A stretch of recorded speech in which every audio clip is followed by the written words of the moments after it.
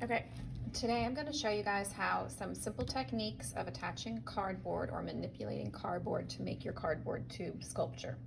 We're going to start with how can I make a piece of cardboard that's normally flat become round so that I can make my own cylinders or arches or anything else that you can think of that you would want to do with a piece of cardboard that's normally not bendable.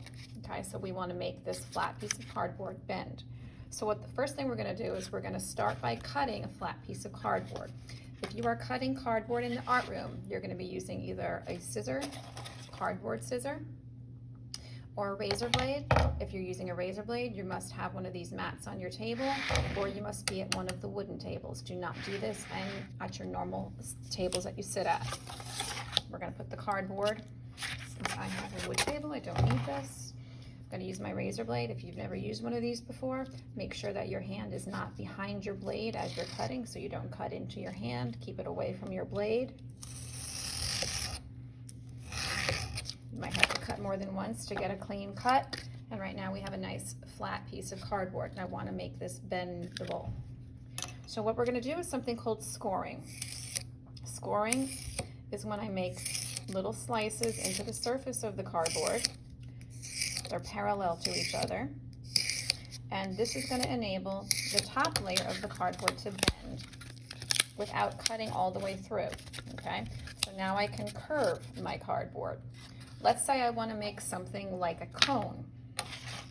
A cone, not a cone, a little,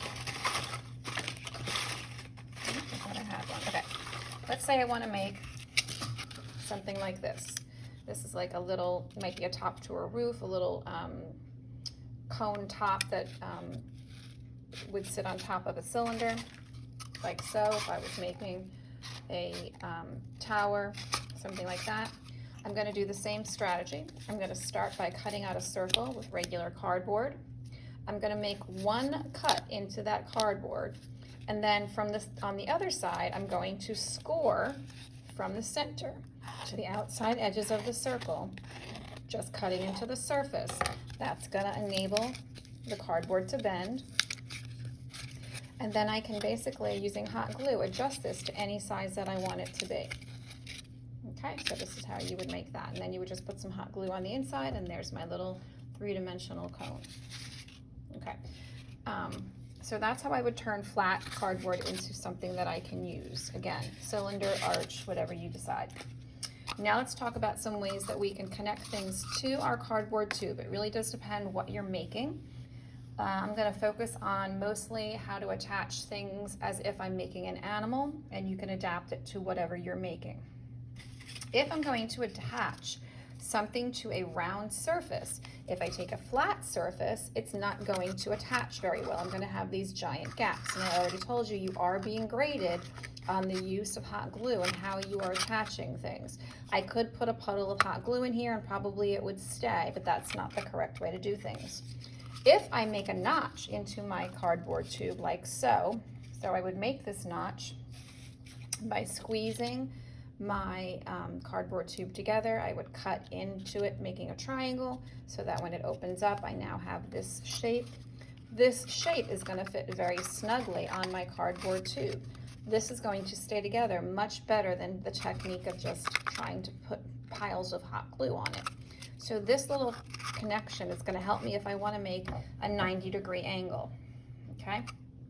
If I want to make an angle more like a neck, something that is going to be tilted on my animal, I'm going to make a different kind of cut. So let's say that I'm going to make a neck. I'm going to take another tube. I want to make a short neck. So I'm going to cut my small neck about so. Now, if I take this neck, again, most animals don't walk around with their heads straight up and down like this. Most animals have their head on an angle when they're walking.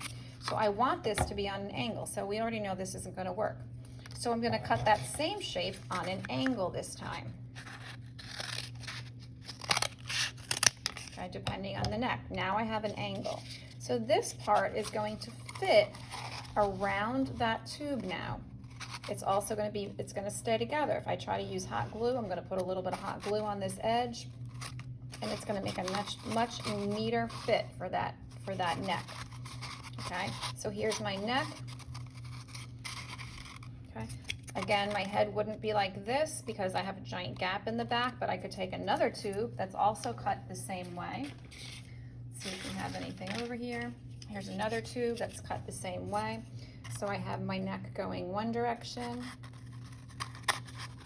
and then I have my head going the next direction. So here's my body, here's my neck, here's my head, okay? And possibly a beak, or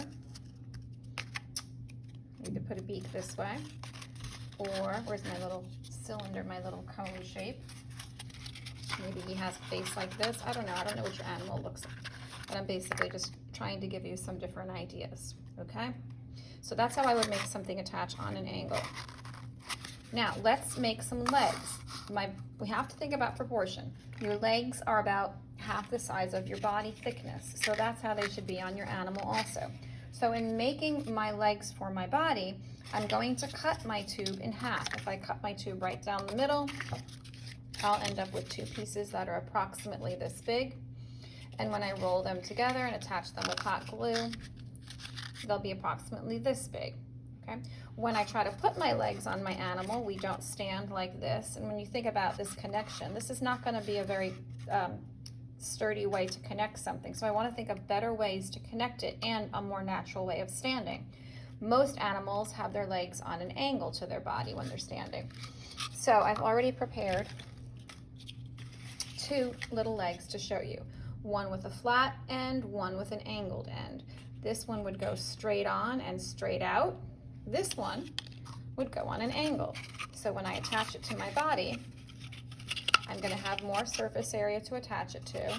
That's gonna be more natural, so that, let's see, I'll show you from that angle, so that it's going to come out at an angle like so, okay? If I wanted to make my leg look like it was bent, I would use the same strategy that I did with the neck. One of them is going to be cut on an angle, one is not. That one's going to fit together like that. Now I have a bent leg, okay? And again, I would have to cut this one more time to attach it to my cardboard too, because this isn't going to fit right. I need to have it go on an angle, so I would cut it on an angle. So I cut that on an angle, and now I have a leg like you might see on a horse or a deer. Okay. If I'm sitting upright, it's going to look different. My legs might come out to the front. I might have arms or legs that are coming out to the front. It just depends on the way you're making your animal. Okay. Everything is relevant to the animal that you're making. If I'm attaching a cylinder to a flat surface, we're going to do something called a flange. A flange is when we cut the bottom of the tube with little 1/4 inch incisions all the way around the cardboard tube. I don't care if they're exactly the same or not. And then I bend them back.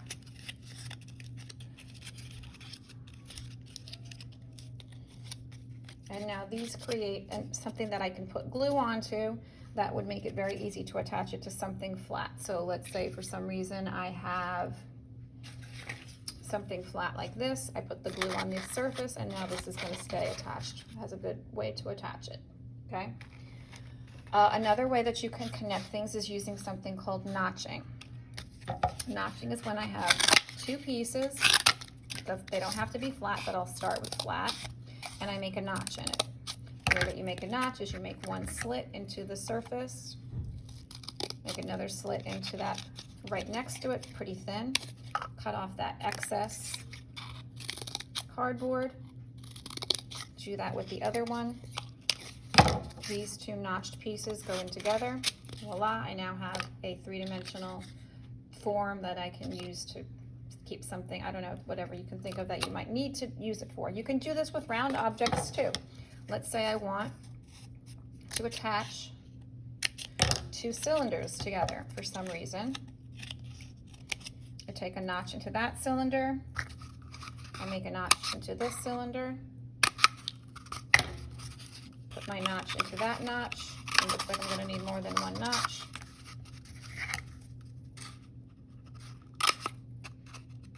You're probably wondering why you can't just make one slit. Why do you have to make two? Why do you have to make this space a little bit wider?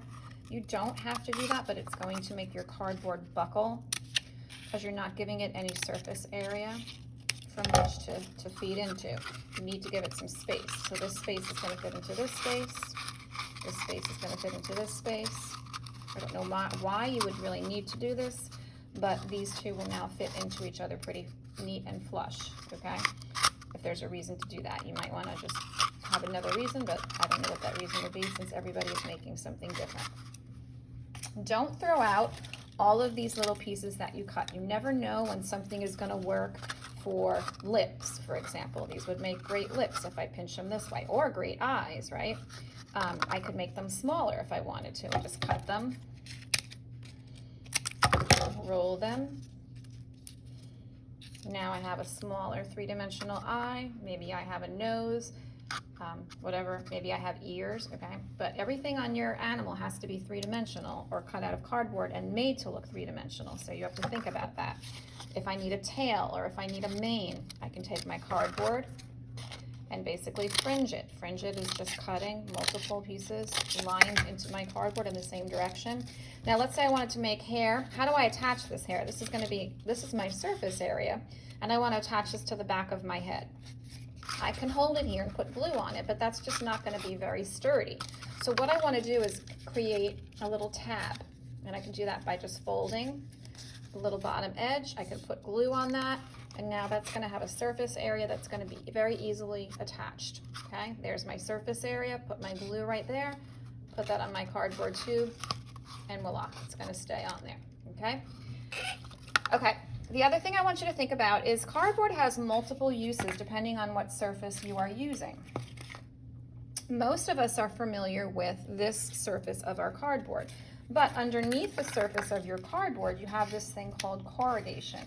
And the corrugation is what keeps the cardboard, keeps it three-dimensional, okay? And on some types of cardboards, you can actually peel off this top layer of cardboard. There's just a little bit of glue holding it together. This is a really interesting bumpy texture that maybe you can use for something. I don't know, depends on your animal and on whatever you're making. But consider that as maybe something that you can use. You could also cut your cardboard in a way that we want to see this. Like maybe I want to see this texture. If I roll up my cardboard this way, and I want to make an eye out of this and make a three-dimensional eye, I can hot glue this to my surface just like so, and then I'm going to have a more interesting texture than I would have had before because I'm looking at the cardboard this way. This is a really good way to make hair, to make whiskers, to make antennas, to make branches, to make anything you can think of. That's a really kind of cool way to do it, and it has a little bit more texture to it. Okay, that is pretty much it in a nutshell. Happy cutting.